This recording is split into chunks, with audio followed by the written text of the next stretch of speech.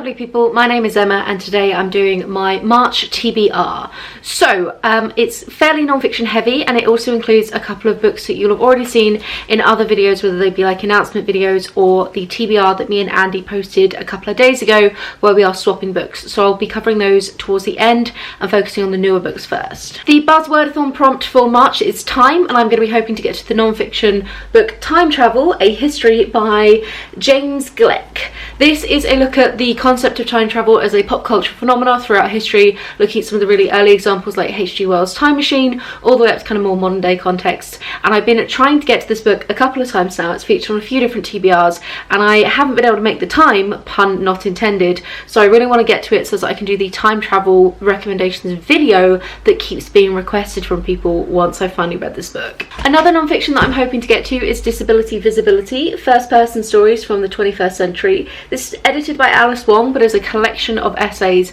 about what it means to be disabled in the 21st century and how that can intersect with other identities. This was a book that I actually got from Categories Books, which is a queer bookstore in Edinburgh, who I basically give them a lump sum of money and they kind of send me a book each month. So I'm assuming because it came from them that at least a few of these essays will discuss the queer disabled experience. And I'm really interested.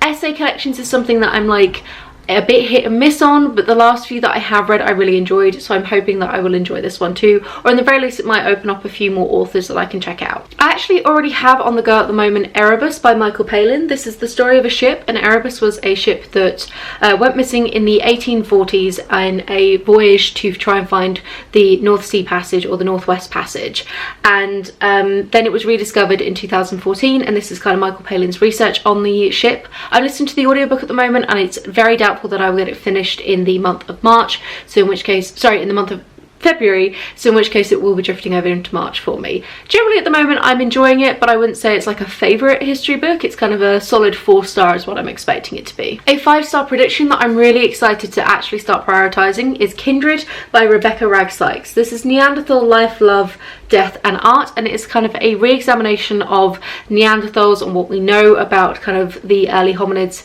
and sort of a way of trying to sort of approach a lot of the myths of them being very like brutish and not very intelligent and sort of being these like grunting cavemen.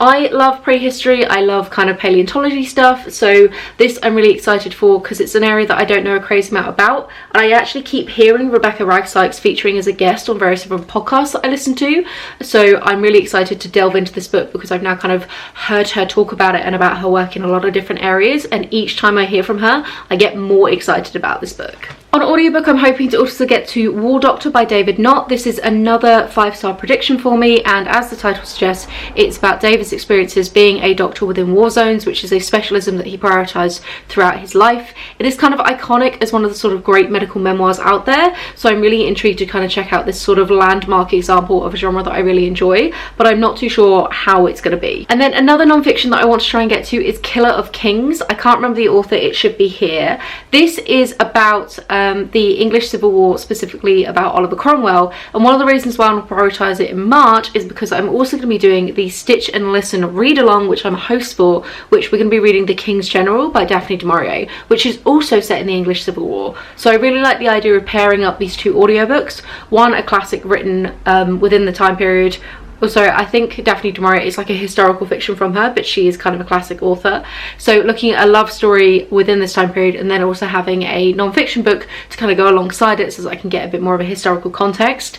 And I think this is going to be really interesting to kind of compare as a reading experience. And I am going to be vlogging it as well as vlogging the fabric craft I'm going to be doing for the Stitch and Listen alongside all of these kind of audiobooks that I'm listening to. The other non-fictions that I have are the two from Andy's TBR that he has picked for me. One is I Think Therefore I Play by Andrea Pirlo. This is a biography or autobiography, probably very heavily ghostwritten, let's be honest, from the footballer Andrea Pirlo.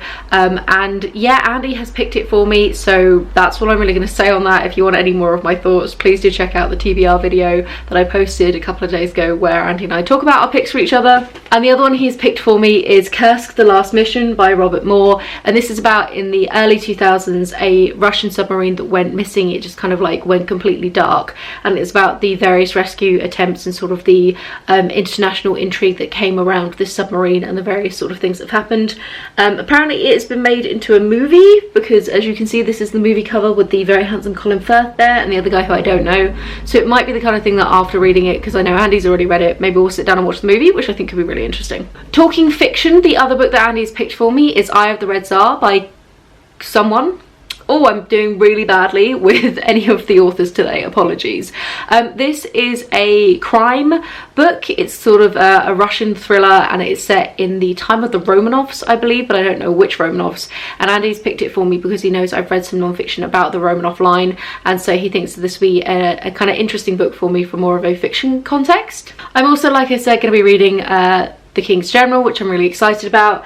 And then in terms of other fiction, I'm on like a big non-fiction kick at the moment, so I'm really trying to prioritize that, but I have grabbed a few fiction in there in case sort of I want something a little bit lighter throughout the month. So I borrowed The Death of Grass by John Christopher from my dad.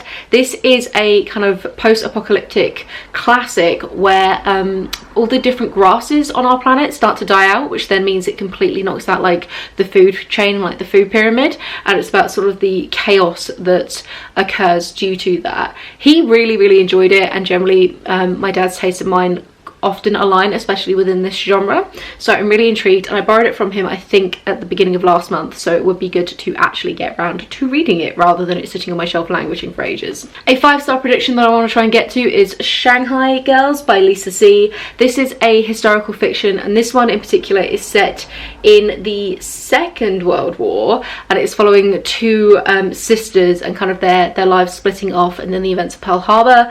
I'm intrigued. I really like Lisa C's writing, so it'll be really good, but I've not read anything from her for like a solid 2, maybe even 3 years now, so it'll be really good to try and jump back in with her. And like I said, it's a 5-star prediction. In terms of trying to continue a lot of the series I have going on, I've decided sort of a mini goal of the year is to make sure I'm ticking off at least 1 or 2 books from ongoing series I have each month. So I'm going to try and get to Defy the Worlds by Claudia Gray, which is book 2 of her Constellanium series. Basically it's a fairly epic space opera type thing where there's a big intergalactic war, and the underlying sort of main characters are a woman from one side of the war and then an artificial intelligence robot from the other side who is like so sophisticated he's very convincingly human, and it's about kind of a potential budding romance between them. I really like AI stories, so I really enjoyed this one. Book 1 I read back at either January or the very end of December and loved it, so I really want to jump back in. And then I also want to read The Burning Page by Genevieve Cogman. This is book 3 of her Invisible Library series, which is a really wacky world where there's parallel universes, and one of the ways that kind of chaos is controlled within them is by instances of various famous books kind of reappearing in each world, and there's like a secret sect of libraries who help to, and librarians who help to control this, and she gets embroiled in a lot of crazy wacky sort of games and sort of plots and things like that. And there's dragons. It's a very strange series. It's the kind of like roller coaster book where you don't really know what's going on, but I think it'll be fun and very light-hearted and kind of both quite quick, easier, silly reads compared to some of the more heavy-duty non-fiction I'm doing there. I don't mean silly as in a derogatory way, you guys know what I mean. And the only other one that I don't know if I am going to get to, but I wanted to put it in here because I'm getting through a lot more audiobook than sort of in previous months, so that is Fathers and Sons by Ivan Turgenev. I have it on my classics TBR to read, a Russian classic, and I have 2 of his books on my shelf in physical format. Neither of them are Fathers and Sons, but I saw this on a sale or a deal on Audible, and I figured I'd grab it. It's quite short. I don't know anything about it beyond it's a Russian classic, so I think this might be a good way of like dipping my toe in, and I do find classics far more accessible in audiobook. Like I said, I'm just blitzing through audiobooks on my commutes like to and from work, so I think it'd be really good to chuck in a couple more. And I believe that's it for me. So I think that is 14 books on my TBR. There might be odd random stuff in there. I've got a ton of time off at the beginning of March for my birthday where I'm doing nothing interesting because we're all still in lockdowns, but I figured I might as well keep the time, so I'm gonna have like some really chill reading time at home, and I'm really looking forward to that. So that's it from me. Are you interested in any of these books? Have you read any of them before? Did you see the video with me and Andy? I'll link it down below. Please do go check it out. He very rarely features on my channel, but I'm always so flattered when he does. So have a wonderful reading week. I'm gonna go grab my lunch and chat to you soon. Bye.